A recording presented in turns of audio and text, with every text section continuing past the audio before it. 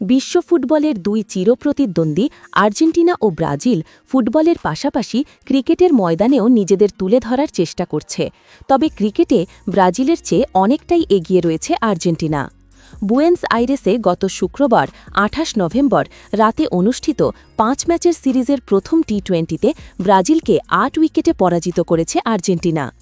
এদিন আগে ব্যাট করে ব্রাজিল ৮ উইকেট হারিয়ে মাত্র ১০৯ রান সংগ্রহ করতে সক্ষম হয়েছে। জবাবে ১৪.৫ ওভারেই লক্ষ্যে পৌঁছে যায় আর্জেন্টিনা। এই জয়ের মাধ্যমে চিরপ্রতিদ্বন্দ্বীদের বিপক্ষে মুখোমুখি পরিসংখ্যানে নিজেদের অবস্থান আরও মজবুত করল আর্জেন্টিনা। দুই দলের মধ্যে এ পর্যন্ত অনুষ্ঠিত ৩ ম্যাচের সবকটিতেই জিতেছে আলবিসেলেস্তেরা। উভয় দলই ২০১৯ সাল থেকে আন্তর্জাতিক টি-20 খেলা শুরু করেছে। এখন পর্যন্ত ২৯টি ম্যাচ খেলে আর্জেন্টিনা যেখানে ১৭টি জয় পেয়েছে, সেখানে ব্রাজিল ১৬ ম্যাচ খেলে জয় পেয়েছে মাত্র ৪টি। ৫ ম্যাচের সিরিজের এদিন ছিল প্রথম লড়াই, ফলে সিরিজে ১-০ ব্যবধানে এগিয়ে গেল আর্জেন্টিনা।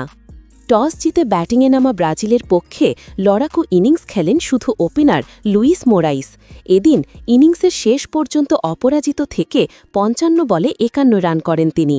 ওপেনার রেজাউল করিমের ব্যাট থেকে আসে ১৭ রান। ব্রাজিলের আর কোনো খেলোয়াড় ২ অঙ্কের রান ছুঁতে পারেননি। আর্জেন্টিনার হয়ে এদিন দুর্দান্ত বোলিং করেন লুকাস রসি।